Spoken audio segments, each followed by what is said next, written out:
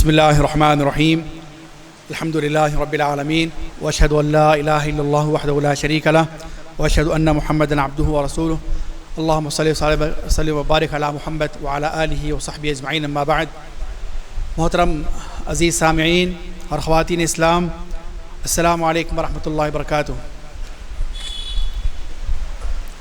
میں اپنا درس شروع کرنے سے پہلے دو اہم باتوں کی طرف اشارہ کرنا چاہتا ہوں. سب سے پہلی بات یہ ہے کہ یہ جو بھی علمی محفلیں ہوا کرتی ہیں، بھلے مساجد کے صباحی مساحی دروس ہوں، ہفتہ واری پروگرام ہوں، یا مختلف دین سکھانے والی محفلیں ہوں، اس میں ہم لوگ جو آتے ہیں دین سیکھنے کے لیے ایک ثواب کی نیت سے آئیں، علم حاصل کرنے کی نیت سے آئیں. یقیناً آپ میں سے جو بھی یہاں پر آئے ہیں سب کی نیتیں خالص ہیں، سب دین سیکھنے کی غرض سے آئے ہیں.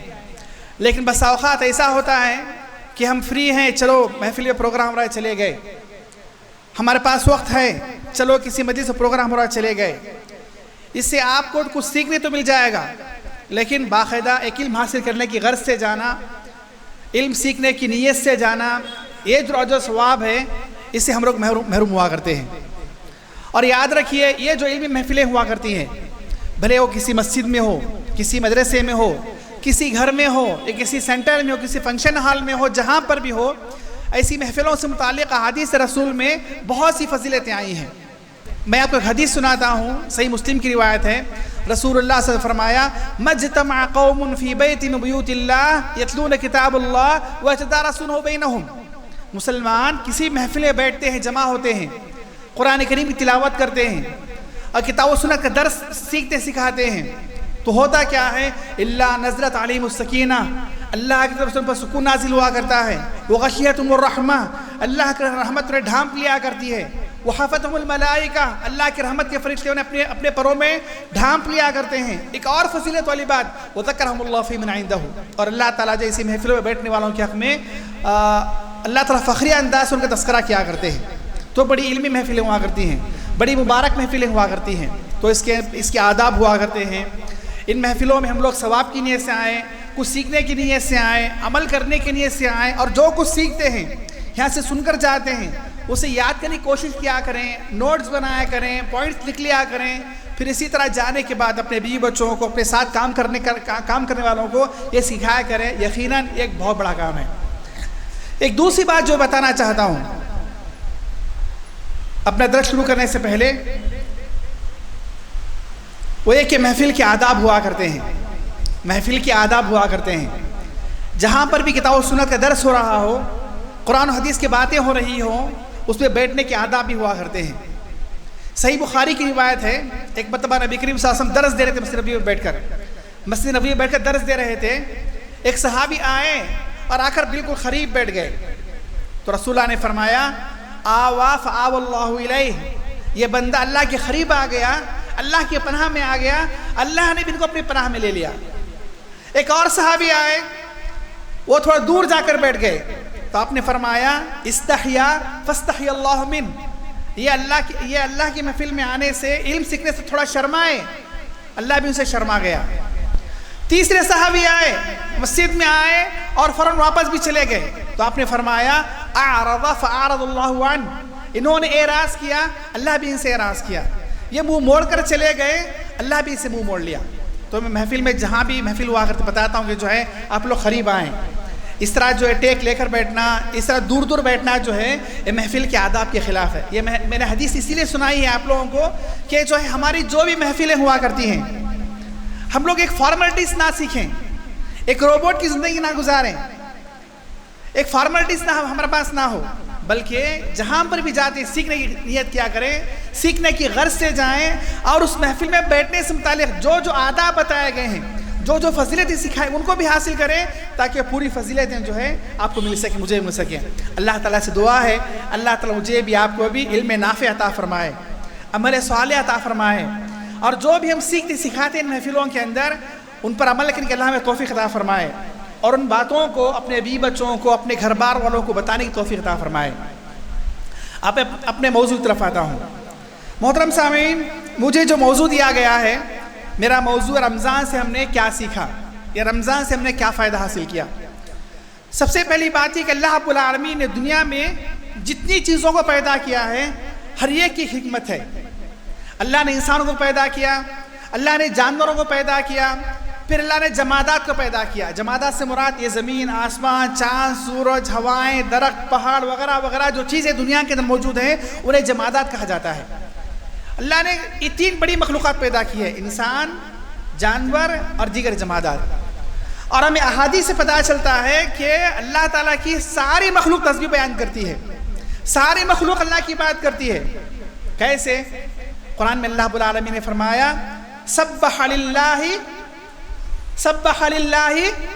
ما فی السماوات وما فی الارض، یسبح للہ ما فی السماوات وما فی الارض۔ اللہ تعالیٰ کی تسبیح بیان کرتی ہیں زمین و آسمان کی ساری مخلوقات۔ سورہ بنی اسرائیل میں اللہ رب العالمین نے فرمایا تسبح له السماوات السبع والارض ومن فیہن، 7 زمین، 7 آسمان اور ان کے بیچ میں جتنی مخلوقات ہیں، انسان ہو، جانور ہو، وہ جانور زمین پر رہنے والے ہوں یا ہواؤں میں اڑنے والے ہوں یا سمندر کی مچھلیاں ہوں، پھر اسی طرح یہ سارے زمین، آسمان، چاند، سورج، پہاڑ، ہوائیں، جتنی مخلوقات ہیں یہ سب کے سب اللہ کی تسبیح بیان کرتی ہیں۔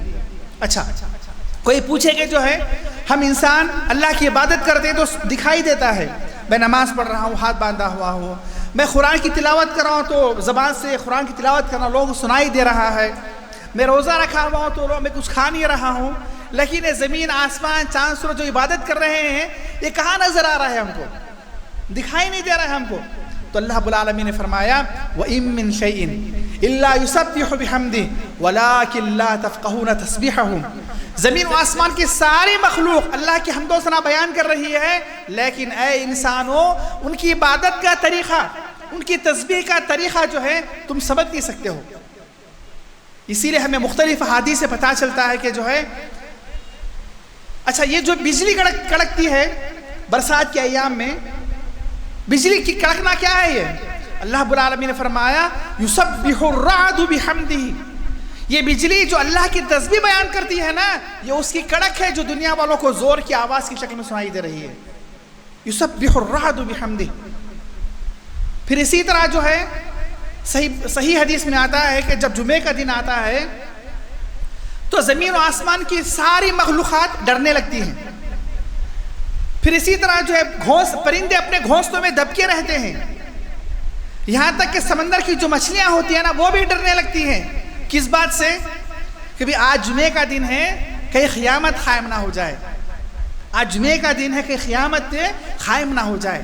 تو زمین و آسمان کی ساری مخلوقات کو اچھی طرح علم ہے کہ دنیا میں کیا ہو رہا ہے، ہم اللہ کی عبادت کر رہے ہیں، تو زمین و آسمان ساری مخلوقات اللہ کی بات کر رہی ہیں۔ اللہ رب العالمین نے دنیا کی ساری مخلوقات کو، پہاڑوں کو، پتھروں کو، درختوں کو یہ حس عطا کی ہے، یہ سینس عطا کیا ہے کہ وہ اللہ کی تسبیح بیان کرے، ہمیں نظر نہیں آتا ہے۔ اچھا، ساری مخلوقات اچھی طرح جانتی ہے کہ دنیا میں کیا اچھا ہو رہا ہے، کیا برا ہو رہا ہے، اللہ کی عبادت کیا ہے اور اللہ تعالیٰ کی نافرمانی کیا، وہ اچھی طرح جانتی ہیں۔ صحیح مسلم کی ایک حدیث ہے، اس میں رسول اللہ نے فرمایا صلی اللہ علیہ وسلم، کافر بندہ جب مرتا ہے نا تو فرمایا کہ جو ہے مستریح اور مستراح۔ دنیا میں 2 طرح کے لوگ انسان ہوا کرتے ہیں، ایک نیک بندہ اور ایک برا بندہ۔ نیک بندہ جب مرتا ہے تو آپ نے فرمایا مستریح اور مستراح، یہ جو بندہ دنیا سے بھی چلا گیا مومن بندہ، یہ دنیا کی مصیبتوں سے نجات پا گیا ہے، دنیا کی مصیبتوں مشقتوں سے نجات پا گیا ہے۔ جب کافر بندہ مرتا ہے نا تو آپ نے فرمایا کہ جو ہے یستریح منہ، دنیا کی ساری مخلوقات جو ہے اس سے نجات پا جاتی ہیں، ساری مخلوقات، زمین، انسان، شجر، ساری مخلوقات اس کے شر سے نجات پا جاتے ہیں۔ تو اللہ تعالیٰ دنیا میں جو مخلوقات پیدا کیا ہے ہر ایک کے اندر احساس رکھا ہے کہ اچھا کیا ہے، برا کیا ہے۔ اور ہم انسانوں کو جو بنایا ہے سب سے افضل مخلوق، لقد خلقنا الانسان فی احسن تقویم، ہم نے انسان کو سب سے اچھے ڈھانچے پیدا کیا، اور دنیا میں سب سے افضل جو عبادت کے طور طریقے سکھائے ہیں وہ انسانوں کو سکھائے ہیں۔ اور ہماری پیدائش کے مقصد اللہ نے فرمایا وما خلقت الجن والانس الا لیعبدون، ہم نے جنوں اور انسانوں کو محض اپنی عبادت کے لیے پیدا کیا ہے۔ پھر محترم سامعین، اللہ تعالیٰ کے پاس وہی بندہ سب سے افضل ہوا کرتا ہے، سب سے اچھا ہوا کرتا ہے جو زیادہ اللہ کی عبادت کیا کرتا ہے، جو اللہ کی بات میں سب سے آگے رہا کرتا ہے، وہی سب سے افضل ہوا کرتا ہے۔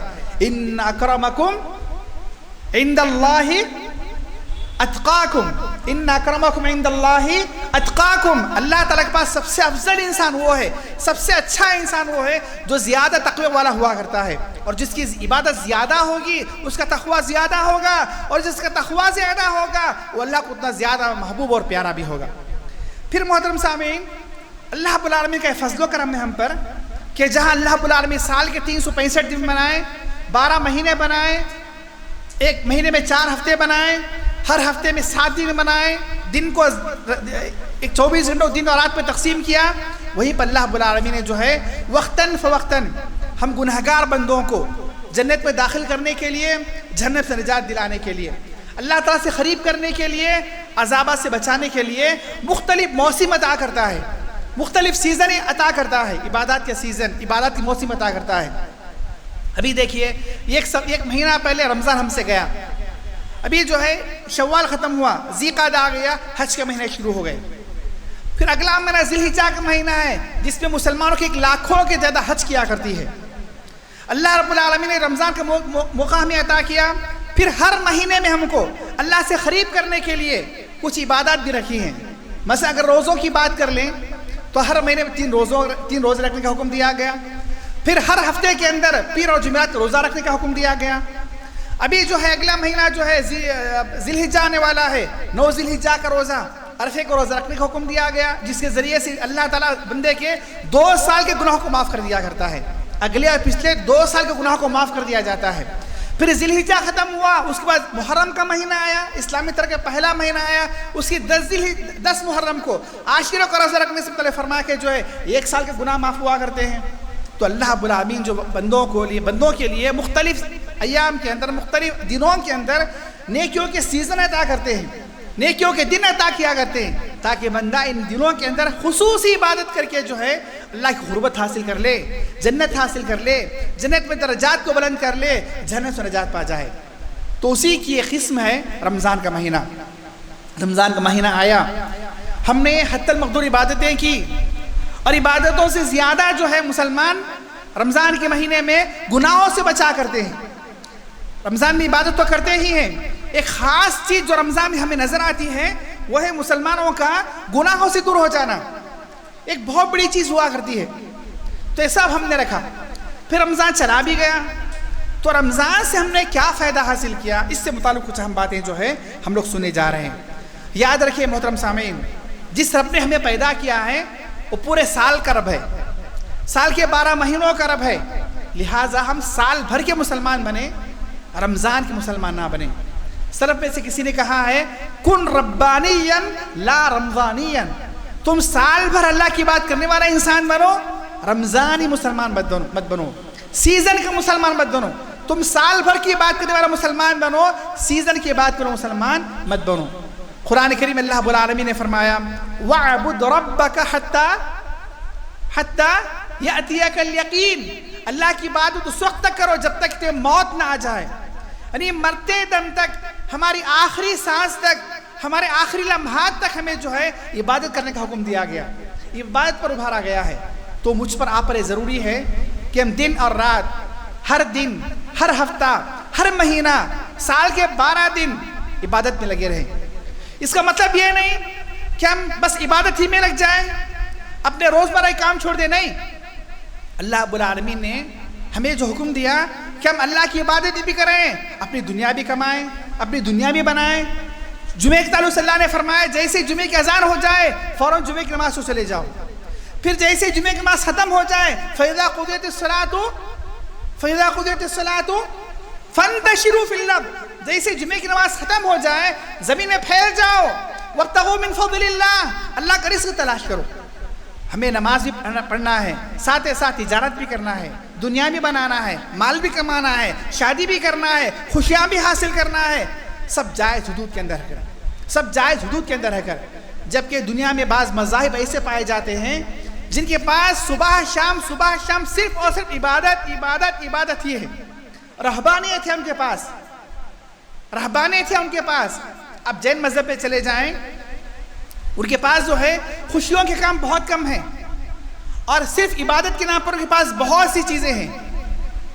اب اور مذاہب میں چلے جائیں، بعض مذاہب ایسے ہیں ان کے پاس ان کا نظریہ یہ ہے کہ جو ہے تم کو جو چاہے من میں آئے کرو، جو چاہے کھانا ہے کھاؤ، جیسے زندگی گزارنا ہے گزارو، دل میں جو خیال آئے کرو، کوئی روک ٹوک نہیں، کوئی حلال نہیں، کوئی حرام نہیں، کوئی جائز نہیں، کوئی ناجائز نہیں. ایسے ہی مذاہب پائے جاتے ہیں. لیکن ہمارا مذہب اسلام وسطیت پر ہے، اعتدال پر ہے. ہمیں عبادت کا بھی حکم دیا گیا، دنیا بنانے کا حکم دیا گیا، کمانے کا بھی حکم دیا گیا، اور کمانے کے طریقے بھی بتائے گئے ہیں. تو محترم سامعین، ہم عبادت میں لگے رہیں. اللہ رب العالمین نے فرمایا یا ایھا الذین اتقوا اللہ حق تقاتہ ولا تموتن الا وانتم مسلمون. ہم اس حالت میں رہیں کہ کبھی بھی ہماری موت آئے ہم ایمان کی حالت میں دنیا سے جا سکیں، ایمان کی حالت میں ہم لوگ دنیا سے جا سکیں. اسی کوشش ہمیں کرنا چاہیے. پھر محترم سامعین، رمضان آیا اور چلا بھی گیا. ہم نے رمضان میں عبادت کی ہے. ہم نے دیکھا رمضان میں مساجد بھرے ہوئے تھے، 5 وقت نماز کی پابندی ہو رہی تھی.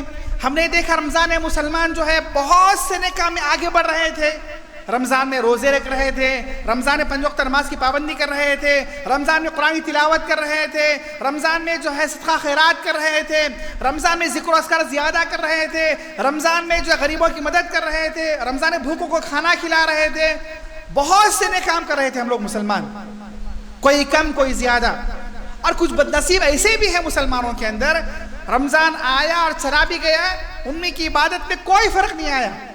رمضان میں بہت سے مسلمان نہ روزہ رکھتے ہیں، نہ فرائض کا اہتمام کرتے ہیں. ان کا چھوڑ دیجیے. ہم نے جو عبادت کی ہے رمضان کے اندر، اس سے ہمیں کیا سیکھنا چاہیے؟ ہماری ذات کے اندر، ہماری شخصیت کے اندر، ہمارے گھر بار کے اندر جو ہے رمضان سے کیا فائدہ پہنچنا چاہیے، کیا استفادہ ہمیں کرنا چاہیے، اس سے متعلق ہم لوگ بات کرتے ہیں. دیکھیے، کسی بھی عبادت کی قبولیت کے لیے 2 شرائط ہیں. ایک سب سے پہلے اخلاص ہو، اخلاص ہو، للہیت ہو، وہ عمل ریاکاری سے خالی ہو. اور دوسرا، وہ عمل اللہ تعالیٰ کے بتائے طریقے کے عین مطابق ہو. یہ 2 شرائط ہیں. دوسری بات محترم سامعین، بندہ ان 2 شرائط کو جو ہے سامنے رکھتے ہوئے کوئی بھی عبادت کرتا ہے، وہ قبول ہوئی ہے یا نہیں ہوئی ہے، اس کے جاننے کا طریقہ کیا ہے. میں نے مغرب کی نماز پڑھی ہے، پورے اخلاص سے میں نے نماز پڑھی ہے. مثال بتا رہا ہوں، للہیت کے ساتھ، جس میں دکھاوا نہیں، ریاکاری نہیں، پہلی شرط. اور دوسری شرط میں نے نماز ویسے ہی پڑھی، صلو کما رأیتمونی اصلی، رسول اللہ کے طریقے کے مطابق نماز پڑھا صلی اللہ علیہ وسلم. تو دونوں شرائط پائے گئے میرے پاس. لیکن میں نے جو مغرب کی نماز پڑھا ہے، وہ اللہ تعالیٰ کیا قبول ہوئی ہے یا نہیں ہوئی ہے؟ اگر قبول ہوئی ہے، اس کی علامت کیا ہے، اس کی پہچان کیا ہے؟ سلف نے فرمایا کہ عبادت کی قبولیت کی پہچان یہی ہے، سب سے بنیادی پہچان یہی ہے کہ انسان اگلی عبادت تک اپنے آپ کو نیک بنا کے رکھے. میں نے نماز پڑھا ہے مغرب کی، تو عشاء تک جو ہے میں عشاء تک میں نیک بن کر رہوں، مومن بن کر رہوں. میں میری زبان بھی نیک ہو، میرا عمل بھی نیک ہو، میری تجارت بھی نیک ہو، میری نوکری بھی نیک ہو، میں حلال کو اختیار کروں، حرام سے بچ جاؤں. پھر عشاء کی نماز سو کر ویسے کروں تو پتہ چلا کہ میری مغرب کی نماز قبول ہو گئی ہے. اللہ رب العالمین نے فرمایا ان الصلاۃ تنہا عن الفحشاء والمنکر. تو محترم سامعین، عبادت کی قبولیت ایک شرط، ایک پہچان یہ بھی ہے، ایک علامت یہ بھی ہے کہ انسان جو اگلی عبادت تک اپنے آپ کو نیک بنا کے رکھے. تو ہمارے رمضان میں بات قبول ہوئی ہے، اس کی پہچان کیا ہے، اس کی علامت کیا ہے؟ ہم اگلے رمضان تک جو اپنے آپ کو نیک بنا کے رکھیں، سچا بنا کر رکھیں، اچھا بنا کر رکھیں. جیسے رمضان میں ہم تھے، جیسے رمضان میں عبادت کیا کرتے تھے، جیسے رمضان میں فرائض کا اہتمام کیا کرتے تھے، جیسے رمضان میں زبان کا صحیح استعمال کیا کرتے تھے، اگلے رمضان تک ہمارا حال وہی رہا، تو سمجھیے کہ رمضان میں ہماری عبادت کیا ہو گئی، اللہ تعالیٰ کے پاس سے قبول ہو گئی ہے. 2026 کا رمضان گزرے، 40 دن ہونے آ رہے ہیں. اس رمضان میں جو ہم نے عبادت کی ہے، اس کی قبولیت کی علامت کیا ہے؟ 2027 کا رمضان آئے گا، اس پورے رمضان آنے پورے سال تک ہم لوگ جو ہے نیک بن کر رہے ہیں، اچھے بن کر رہے ہیں، یہی علامت ہے. تو رمضان کا درس، سب سے پہلا درس، سب سے بنیادی درس یہی ہے کہ رمضان کے مہینے میں انسان جو عبادت کیا کرتا ہے اس کو سال بھر باقی رکھے. یہ سب سے بڑی علامت ہوا کرتی ہے. جامع ترمذی کی روایت ہے، ابن ماجہ کی وہ روایت ہے، شیخ البانی نے سلسلہ سے اس کو صحیح قرار دیا ہے۔ عائشہ رضی اللہ فرماتی ہیں کہ جو ہے ان عائشہ قالت سألت رسول اللہ نے هذه الآیہ صلی اللہ علیہ وسلم، قرآن کریم میں ایک آیت آتی ہے سورۃ المؤمنون کے اندر، اس آیت کا مفہوم کیا ہے؟ اللہ رب العالمین نے فرمایا والذین یؤتون ما آتوا وقلوبهم وجلة إلی ربهم راجعون، اللہ تعالیٰ کے بندے وہ ہوا کرتے ہیں جن کے دل اللہ تعالیٰ کی یاد سے دھڑکتے رہتے ہیں، اللہ کی یاد سے خوف زدہ رہتے ہیں۔ عائشہ فرماتی ہیں کہ میں نے اس آیت سے متعلق پوچھا اللہ کے رسول صلی اللہ علیہ وسلم، کیا یہ وہ لوگ مراد ہیں اس سے؟ اہم الذین یشربون الخمر ویسرقون، اس سے مراد کیا وہ لوگ ہیں جو ہے شراب بھی پیتے ہیں اور چوری بھی کرتے ہیں؟ اس سے مراد وہ لوگ ہیں کیا جن کے دل ڈرتے رہتے اللہ تعالیٰ کی یاد سے؟ تو رسول اللہ نے فرمایا صلی اللہ علیہ وسلم لا یا ابنۃ الصدیق، اے وہ صدیق کی بیٹی نہیں، اس سے مراد وہ لوگ ہیں وَلَكِنَّهُمُ الَّذِينَ يَصُومُونَ وَيُصَلُّونَ وَيَتَصَدَّقُونَ وَيَخَافُونَ أَلَّا تُقْبَلَ مِنْهُمْ، اس سے مراد وہ لوگ ہیں جو نمازیں پڑھتے ہیں، روزہ بھی رکھتے ہیں، صدقہ خیرات بھی کرتے ہیں، لیکن اس بات کا خوف ہوا کرتا ہے کہ کہیں ہماری بات قبول ہوئی ہے یا نہیں ہوئی ہے۔ عبادت کی قبولیت کا خوف جن کے دل میں ہوا کرتا ہے، اس سے مراد وہ لوگ ہیں جن کے دل اللہ تعالیٰ کی یاد سے خوف زدہ رہا کرتے ہیں۔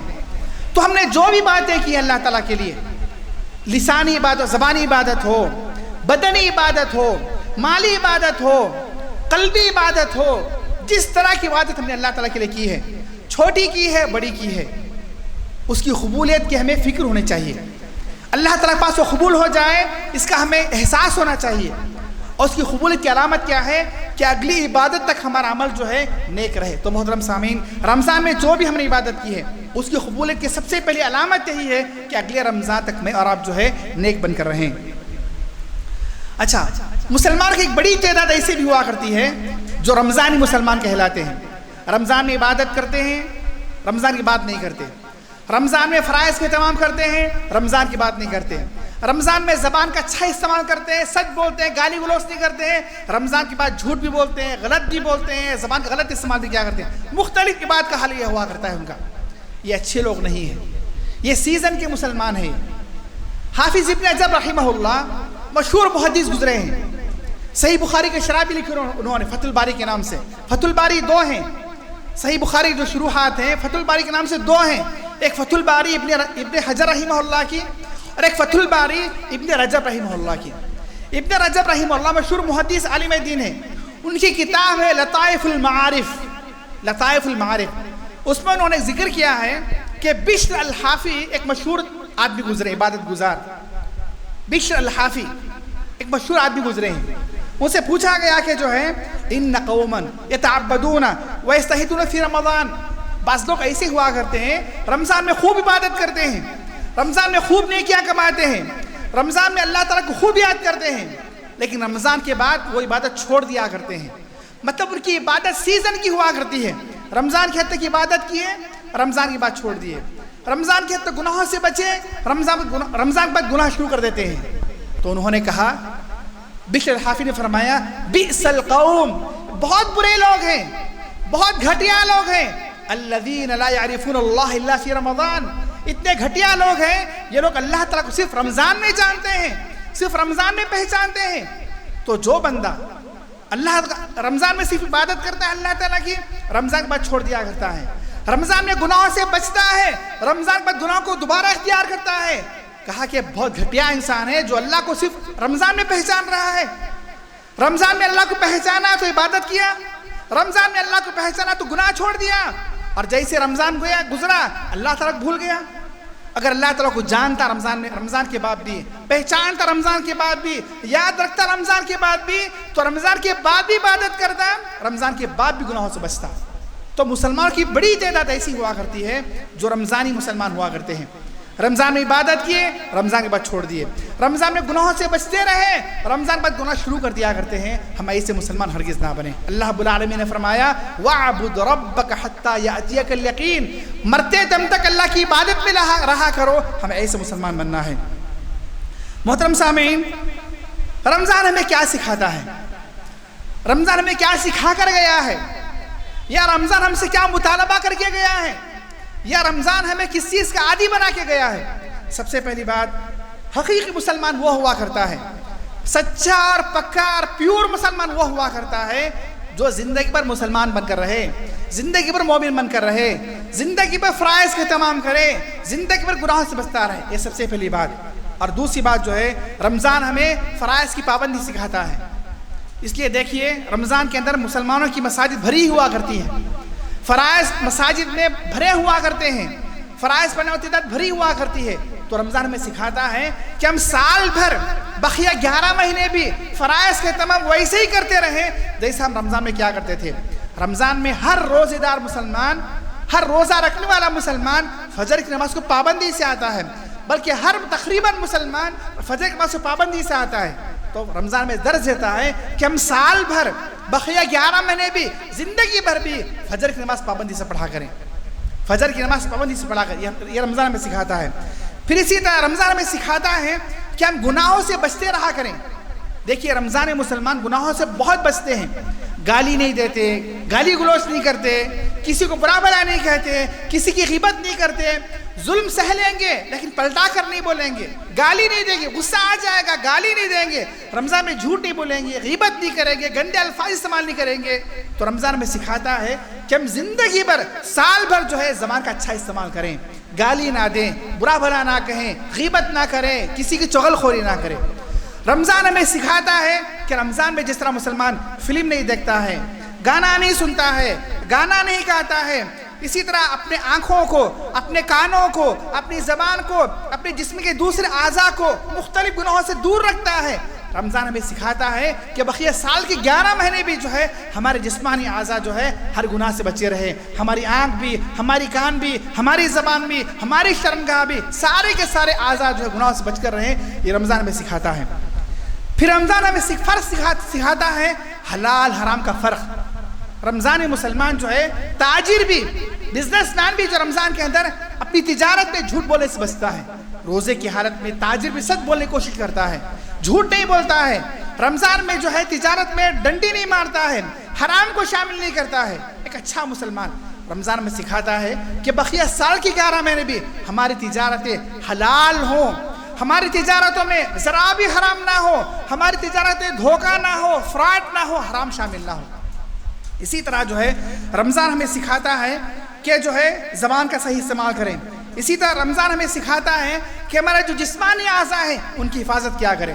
یاد رکھیے یہ جو ہمارے جسمانی اعضاء ہیں، آنکھ ہے، کان ہے، زبان ہے، شرمگاہ ہے، دیگر جو اعضاء ہیں، یہ اللہ تعالیٰ کے پاس پوچھے جائیں گے. ان السمع والبصر والفؤاد كل اولئک کان عنہ مسئولا. آنکھ سے متعلق بھی، کان سے متعلق بھی، دل سے متعلق بھی پوچھا جائے گا قیامت کے دن. تو رمضان میں ہم لوگ اپنے جسمانی اعضاء کی حفاظت کرتے ہیں، سال بھر ہمیں کرنا ہے. پھر اسی طرح یاد رکھیے خاص طور پہ جو ہے شہوت کے گناہ جسمانی اعضاء سے ہوا کرتے ہیں. صحیح مسلم کی روایت رسول اللہ نے فرمایا صلی اللہ علیہ وسلم کتب علی ابن آدم حظہ من الزنا لا محالۃ. بنی آدم انسان جو ہوا کرتا ہے زنا کا ایک حصہ اس کے ساتھ لگا دیا گیا ہے، وہ ہر حال میں کرے گا. ایک ہوتا ہے براہ راست زنا کرنا، اور ایک ہوا کرتا ہے انسان چھوٹے موٹے زنا کے کام کرتا ہے. کیسے؟ حدیث رسول اللہ نے فرمایا صلی اللہ علیہ وسلم غلط چیزوں کو دیکھنا، فحش چیزوں کو دیکھنا یہ جو آنکھوں گناہ ہے. فحش باتوں کو، ناچ گانا کو سننا یہ کانوں کو گناہ ہے. فحش باتیں کرنا، گندی باتیں کرنا یہ زبان کو گناہ ہے. اور جب انسان اپنے جسمانی اعضاء سے، اپنی آنکھوں سے، اپنے کان سے، اپنی زبان سے جب فحش کام کرتا ہے یا فحش کاموں کو دیکھتا ہے تو انسان کی شرمگاہ اس کی تصدیق کیا کرتی ہے. تو محترم سامعین، رمضان میں ہم مسلمان فلم نہیں دیکھتے ہیں، گانا نہیں دیکھتے ہیں، گانا بجانا نہیں کرتے ہیں، ہمارے جسمانی اعضاء محفوظ رہا کرتے ہیں. ہماری سوچ، ہماری زبان، ہماری آنکھ، ہمارا کان، ہمارا بولنا، ہمارا سننا، ہمارا دیکھنا، ہمارے احساسات، ہمارا شعور، ہمارے خیالات، ہماری ذہنیت یہ سب کی سب نیک ہوا کرتی ہے رمضان کے مہینے میں. تو رمضان ہمیں درس دیتا ہے کہ بقیہ سارے 11 مہینے بھی ہماری سوچ، ہماری ذہنیت، ہماری مینٹالٹی، ہماری آنکھ، ہمارے کان، ہماری زبان، ہماری شرمگاہ یہ سارے کے سارے جو ہے نیک بن کر رہیں. یہ رمضان ہمیں درس دے کر جاتا ہے. پھر اسی طرح محترم سامعین رمضان ہمیں سکھاتا ہے کہ ہم رمضان میں بدنی عبادت کریں، مالی عبادت کریں. بخیل سے بخیل انسان بھی رمضان کے مہینے میں غریبوں کو کھانا کھلاتا ہے، مسکینوں یتیموں کو کھانا کھلاتا ہے، ان کی مالی مدد کیا کرتا ہے، رمضان میں سکھاتا ہے کہ سال بھر بھی کیا کریں۔ پھر اسی طرح رمضان ہمیں سکھاتا ہے، ہم نے مساجد کو آباد کیا رمضان کے اندر، رمضان کے مہینے میں رمضان ہمیں سکھاتا ہے کہ رمضان کے بعد بھی مساجد کو آباد کیا کریں۔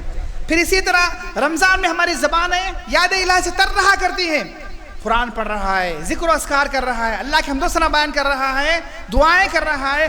رمضان میں سکھاتا ہے رمضان کے بعد بھی ہماری زبانیں جو ہے یاد الہی سے تر رہا کریں۔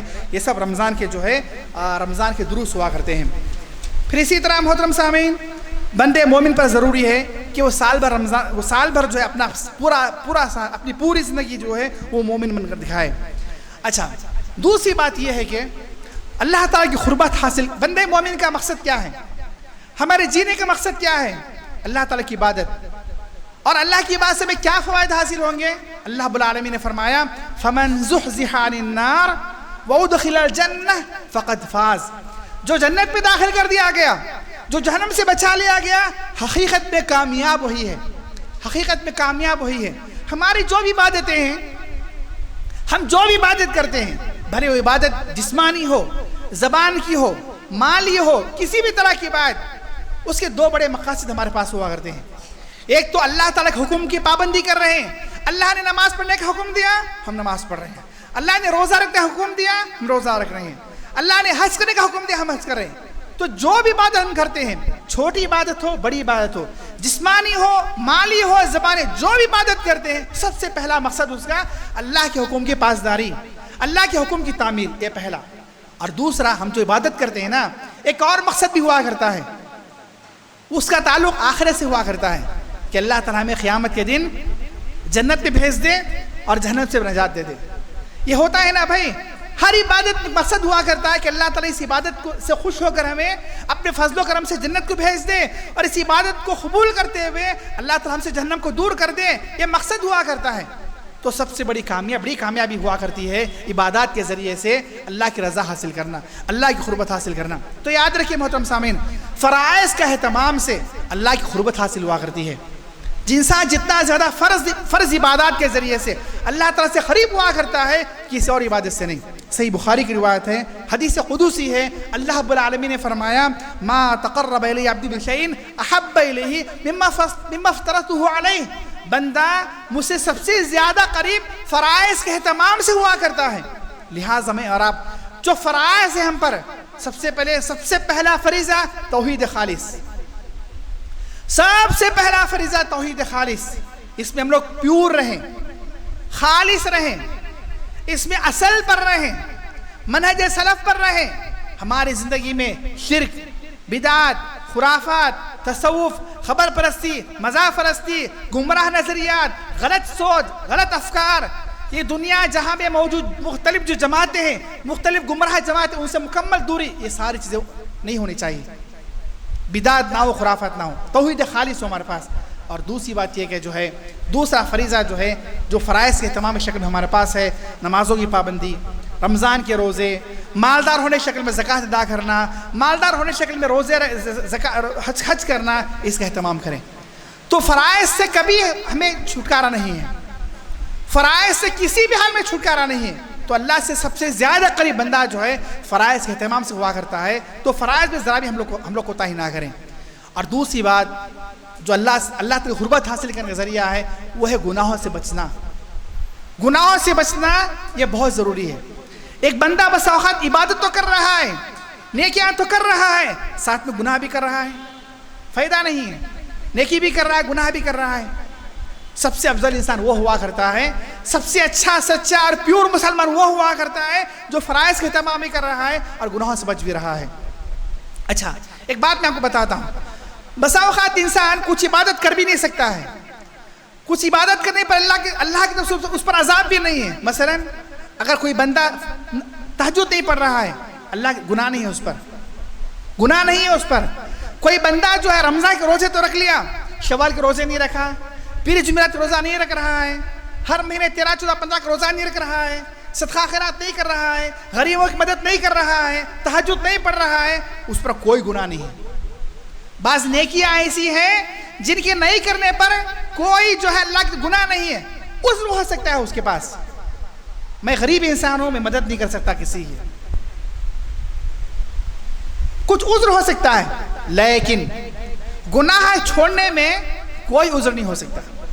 وہ کون ایسا بندہ ہے بتاؤ دنیا کے اندر گناہ کرنا اس پر ضروری ہے، لازم ہے، وہ گناہ نہیں کیا تو مر جائے گا؟ نہیں، ایسا کوئی چیز ہو سکتا ہے کہ بندہ روزہ نہیں رکھ سکتا ہے، ہو سکتا ہے کہ بندہ اتنا مجبور ہے کہ نماز ہی پڑھ سکتا ہے، ہو سکتا ہے ایک بندہ اتنا مجبور ہے کہ جو صدقہ خیرات نہیں کر سکتا ہے۔ تو دنیا میں وہ کون سا ایسا بندہ ہے جو جس کے لیے گناہ کرنا ضروری ہے؟ ایسا کوئی نہیں ہے۔ تو گناہ کے لیے کوئی عذر نہیں ہو سکتا ہے، بس عبادت چھوڑنے کے لیے عذر ہو سکتا ہے بھائی۔ بس اوقات انسان فرض عبادت بھی عذر کے چھوڑ سکتا ہے، لیکن گناہ کرنے کے لیے کوئی عذر نہیں ہو سکتا۔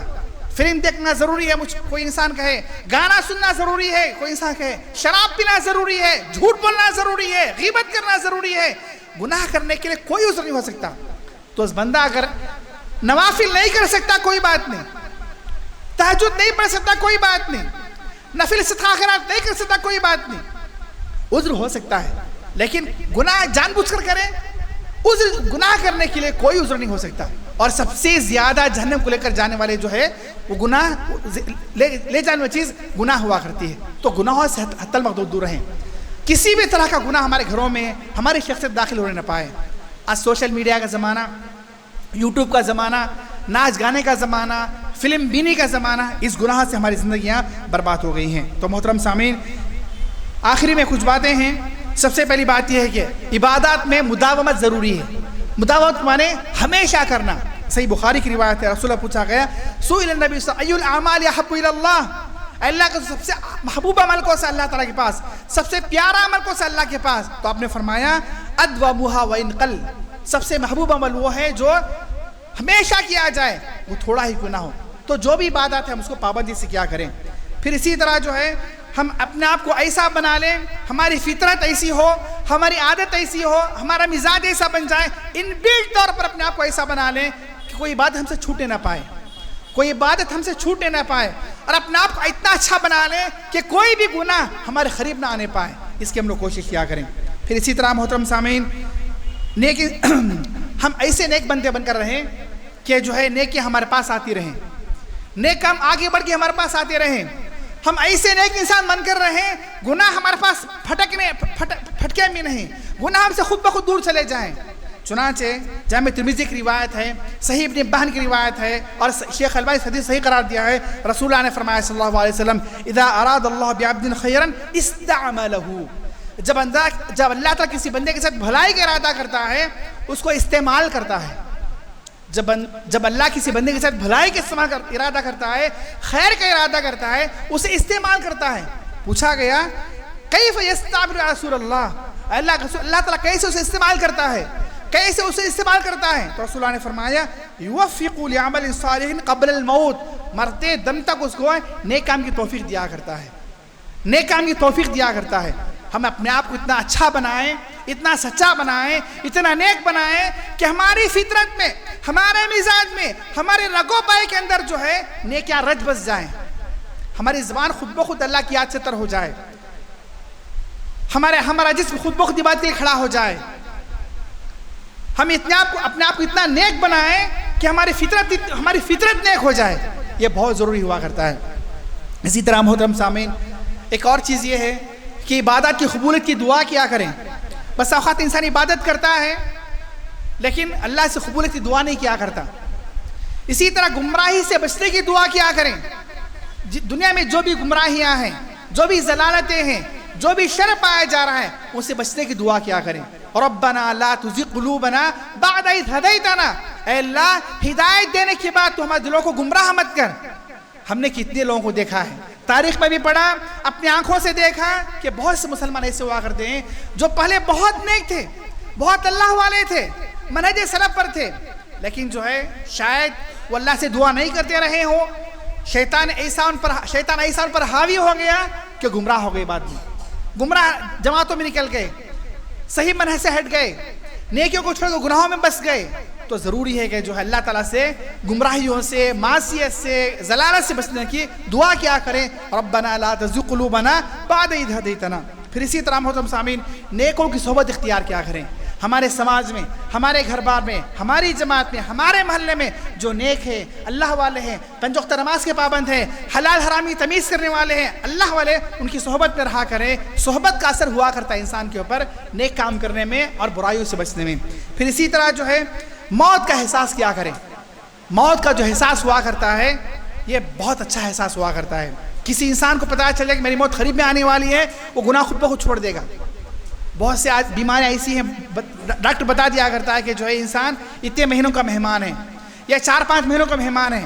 جب اس مریض کو پتہ چلتا ہے وہ گناہ کرے گا نہیں، وہ کرتا ہے کہ کوشش کرتا ہے کہ جو ہے جتنی نیکیاں کر سکتا ہے کر لے. تو موت کا احساس ہمارے پاس ہمیشہ رہے. موت کا احساس جو ہوا کرتا ہے، خبر کا جو احساس ہوا کرتا ہے، خبر کی تنہائی کو جو یاد کرنا ہوا کرتا ہے، اس سے انسان خود بخود نیکیوں کی طرف آمادہ ہو جائے گا، گناہوں سے خود بخود دور ہو جائے گا. اسی کوشش کیا کریں. پھر اسی طرح آخری بات یہ کہ جو ہے صدقہ جاریہ کی فکر کیا کریں. صدقہ جاریہ کے معنی میں یہ فکر کروں، یہ کوشش کروں کہ میں کچھ ایسا کام کر کے جاؤں دنیا سے، میرے مرنے کے بعد بھی جو ہے اس کا ثواب مجھے ملتا رہے. بھلے وہ صدقہ جاریہ مال کی شکل میں ہو یا بھلے صدقہ جاریہ کسی ایسی عبادت کی شکل میں ہو کہ اس کا ثواب مجھے مل رہا ہے. میں نے کسی کو قرآن سکھا دیا، میں نے کسی کو اللہ کی توفیق سے نیک بنا دیا، میں نے کسی کو اللہ کی توفیق سے مسجد کا راستہ بتا دیا، وہ نمازی بن گیا ہے، وہ نیک بن گیا ہے، اس کا ثواب مجھے ملتا رہے. تو کوشش کریں کہ جو ہے ہم صدقہ جاریہ بنا کر جائیں، اور یہ بھی کوشش کریں کہ غلط صدقہ جاریہ ہمارے حق میں نہ ہو. یعنی ہم کوئی ایسا غلط کام نہ کریں جس کو دیکھ کر لوگ کرنے لگے ان کا گناہ ہم کو مل رہا ہے. تو محترم سامعین، یہ رمضان کے کچھ دروس تھے، رمضان سے متعلق کچھ باتیں تھیں. تو یقیناً ماہ رمضان نے ہمیں بہت کچھ سکھایا ہے. ہم رمضان مسلمان نہ بنیں، سال بھر کے مسلمان بنیں. اللہ تعالیٰ سے دعا ہے اللہ تعالیٰ مجھے تمام مسلمانوں کو مرتے دم تک تمام عبادات کو پورے اخلاص کے ساتھ ادا توفیق عطا فرمائے. اللہ تعالیٰ ہم تمام مسلمانوں کو سچا مسلمان بنائے، ہر طرح کی گمراہی سے ضلال سے ہماری حفاظت فرمائے، اور عبادات میں سستی کا ایسے اللہ تعالیٰ حفاظت فرمائے. سبحانک اللہم ربنا و بحمدک واشہد ان لا الہ الا انت استغفرک و اتوب الیک. وصلی اللہ علی نبینا محمد وعلی آلہ وصحبہ اجمعین. والسلام علیکم ورحمۃ اللہ وبرکاتہ.